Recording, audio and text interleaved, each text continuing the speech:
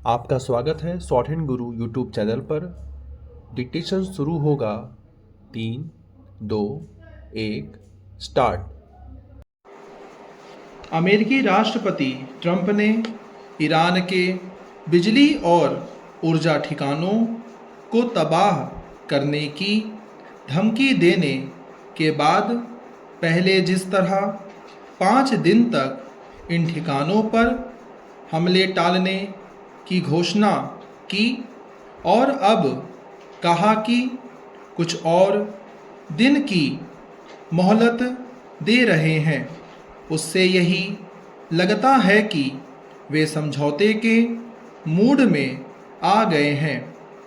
हालांकि रह रहकर वे ईरान को धमकाते भी हैं, पर उन्होंने जिस तरह हॉर्मुज समुद्री मार्ग खोलने के लिए भी समय सीमा बढ़ा दी, उससे यही लगता है कि वे किसी तरह इस युद्ध से निकलना चाह रहे हैं। उनके ऐसे संकेतों के बाद भी यह कहना कठिन है कि अमेरिका इजराइल और ईरान के बीच छिड़ा युद्ध थम जाएगा। इसका कारण यह है कि ईरान बिना इस भरोसे अपने कदम पीछे खींचने के लिए तैयार नहीं कि उस पर फिर हमला नहीं किया जाएगा। जिस तरह ईरान अमेरिका की युद्ध विराम संबंधी शर्तें मानने के लिए तैयार नहीं हो सकता, वैसे ही अमेरिका और इजराइल के लिए भी उसकी शर्तें मानना संभव नहीं। वास्तव में इसी कारण युद्ध थमता नहीं दिख रहा है। जहां इजराइल ईरान को निशाना बनाने में लगा हुआ है, वहीं ईरान उस पर हमले करने के साथ ही अपने पड़ोसी देशों पर मिसाइलें दाग रहा है। यह स्वाभाविक ही है कि इससे इन देशों का धैर्य जवाब दे रहा है। ये देश इसलिए अधिक परेशान है कि ईरान उनके नागरिक और ऊर्जा ठिकानों को भी निशाना बना रहा है।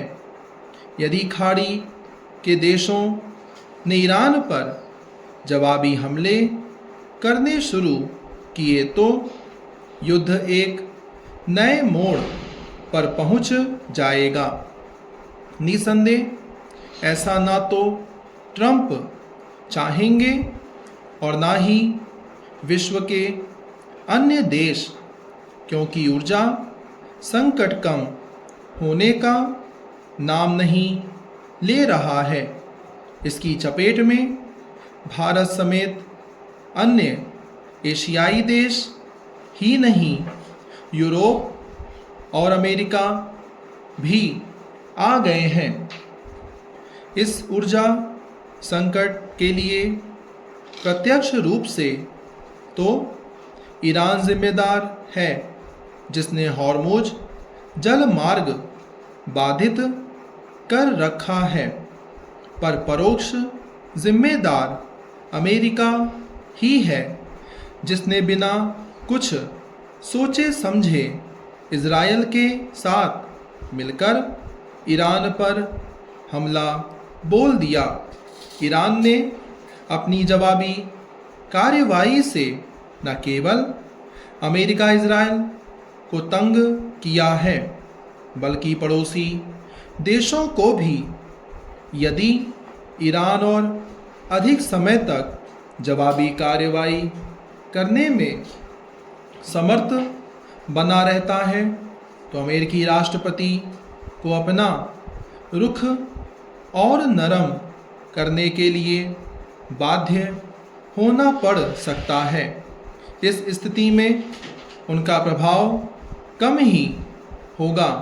न केवल अमेरिका में बल्कि अंतर्राष्ट्रीय मंचों पर भी ध्यान रहे कि विश्वव्यापी ऊर्जा संकट के लिए वही जिम्मेदार माने जा रहे हैं और घरेलू स्तर पर भी उनका विरोध बढ़ रहा है।